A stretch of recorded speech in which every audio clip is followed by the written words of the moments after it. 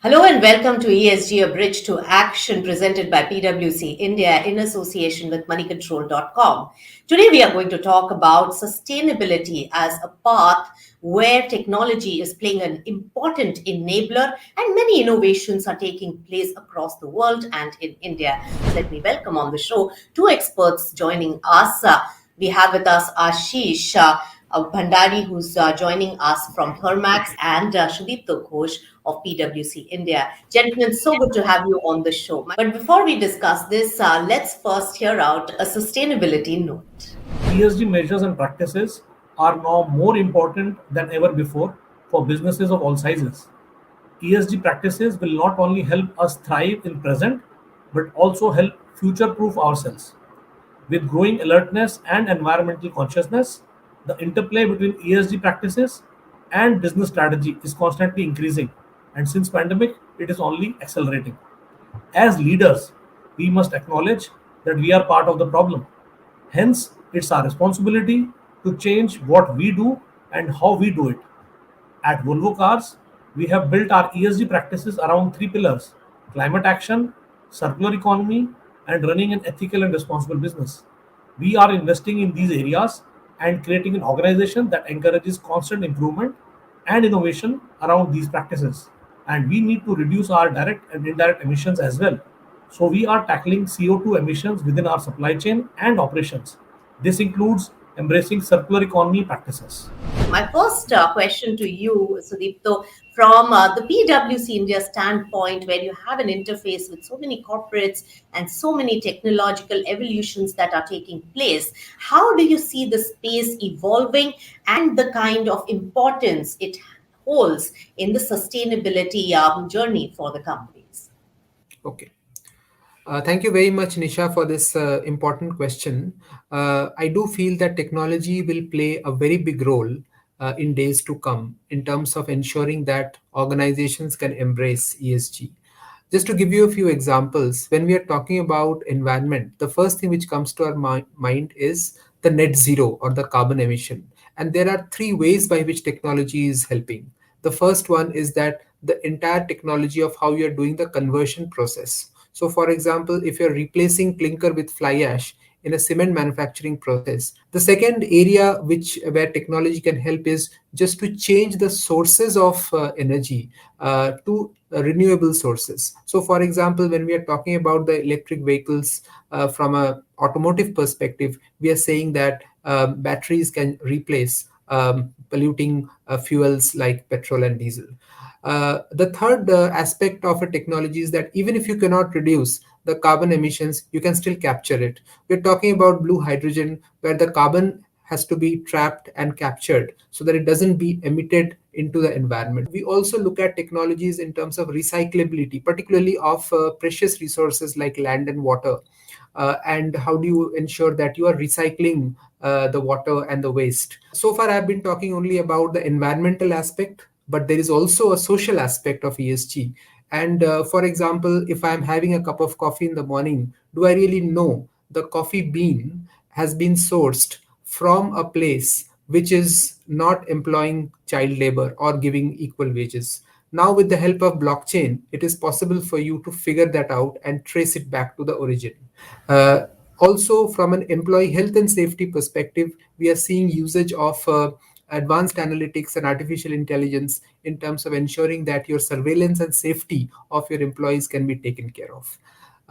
Now, it doesn't even stop only at a social level. We are also talking about governance. One big aspect of governance is how you are capturing the data related to carbon consumption and how you are storing that information in your different systems and coming from your different sources, and then you are able to share that information to your internal and external stakeholders in a very, very seamless and automated way, where technology reporting can play a very, very big role in terms of you being compliant from a governance perspective.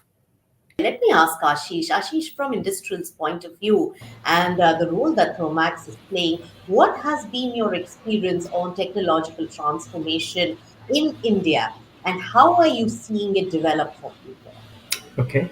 Nisha, first, I think we have to be clear that climate change is something which is for all of us in India is not something that's too distant. And the impact of climate change has shown India as one of the high risk countries. I think a good chunk of our cities that are on the close to the waters, which are including big ones like Mumbai, are all at risk of significant impact from climate change. So the urgency is here and now. What this urgency means then is that we need to act, and acting means, in particularly for India right now, is coming up with solutions that are both sustainable but also ensure availability. And by availability, it means that it is applicable in a big way and applicable in a cost-effective manner. So, Ashish, when you look at this particular space, what are the basic challenges and the usual challenges that are being faced currently, and what are the solutions and the resolutions that you have looked into in the recent past? So, Nisha, let me take two examples here. I'll first take hydrogen and I'll compare it with what happened on the solar side. Yeah, because they're good comparables. Solar in the 2009 2010 timeframe, after the US came out of the big financial crash, some of the government support that came in, where the government was looking to spend from its side, spent fair bit on some of these new areas, providing subsidies, where solar in the US had subsidies for significant period of time, similar parallels in Europe as well. That whole thing resulted in a massive cost reduction on solar. It could make that technology could come into play, scale could come into play, and now hydrogen will go through a similar curve. Yeah, where the early people that come in will drive technology in hydrogen, will drive the cost curve down significantly. The choices are twofold for India. Yeah, we are not even a 1% player in the manufacturing of solar. Is that Yes, something that we are comfortable living with? Because if you don't have projects, no one's going to invest in India to build up capacity. And the yes. PLI will take us in the right direction to do. This has to be a combination of government policy, industry taking bets, and Thermax will. Yeah, we will put together, knowing that a good chunk of our R&D budgets, well above what we do in the norm, we are willing to put at risk to make sure that we are ready with the technology aspects. Now we would love to see the industry come to play as well, so that we can do some of these projects jointly. Yeah, all of these are partnership approaches to move this forward. In my opinion, we should not stay out of the game, wait for the cost of hydrogen to come down in the rest of the world, and only then we play. What are the key enablers for technology adoption at scale? A few participants are adopting it. Some of the big companies have more of an insight and they are able to adopt it better. But what about the adoption at scale? So that's a great question, Nisha, and I think it is very critical for organizations first to have a very well thought out strategy. And even before you can have a strategy, you need to raise your level of awareness. And when we are talking about awareness, we are talking about awareness from two perspectives. One is from an awareness of the expectation of the stakeholders, and secondly, the awareness about the different technologies which are available, which can help you to move in that direction. And both are equally important. Once that is there, then the next level would be to create a very well defined strategy, and that is going to be a starting point in terms of how you are going to tackle the ESG issues. Once these two have been done, the next step would be to create pilots, POCs, and figure out that you are not being bogged down by the cost of impairment of using the old technology or losing that to a new technology. And also you can figure out if there are benefits in terms of innovation, reaching out to new customers or new ways of making the same product, where you can enhance your ability to communicate better to your customers and then can also result in a competitive advantage. So creating those pilots, seeing early success, communicating that success to the rest of the organization is going to be very critical. And then last but not the least is a very continuous program through which you are constantly monitoring, constantly evolving, and constantly changing yourself over a course of time, very, very consistent with the overall strategy, so that you can always go back and fall back. And if you need to change anything or tweak anything, you can do that, so that you are staying true to the promises which has been made. So these 4 steps will be very critical for an organization to embark in their journey towards becoming more ESG friendly. So, Ashish, from your point of view, what are those technologies and innovations that are really required at this point for India to meet its net zero goals? Nisha, there are three categories of solutions, and let me take with the biggest one. It's the biggest one, even though the world is talking the least about it, and that relates to cleaning up coal. Yes, Coal is 60% of India's energy basket, and it's a big provider of employment, a whole host of other ecosystem based commitments that coal provides. And if you take coal out of India's energy basket, at yes, least with current set of technologies that are there, there's just not enough solar and wind that can bridge the gap. Yes, so yes, first thing is we have to find a way to make coal cleaner. And this has to be an India based play because most of the other technology is out of China. And it's not technology that we are really interested in. So, how do yes, you work with India high ash coal to gasify it and carbon capture it?